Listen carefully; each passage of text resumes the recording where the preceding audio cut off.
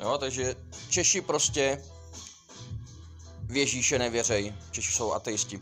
Pokud je to náboženský zaměřený Čech, za A je to prostě přivandrovalec, většina moderních Čechů jsou prostě spjatí s těma Němcema, co si na nás sedli v 17. století a vyvraždili celou naši šlechtu.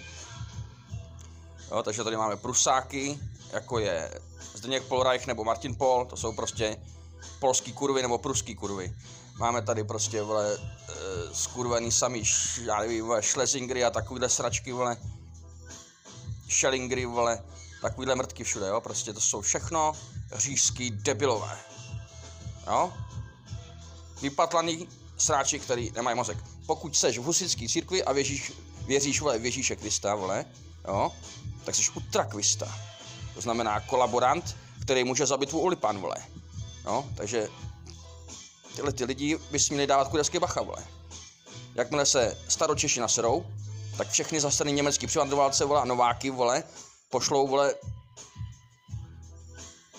rovnou zpátky, vole, ne do Němec nebo vyhošťování, prostě, vole, upálit, utopit, vole, nazdar, vole. Sráči, vole.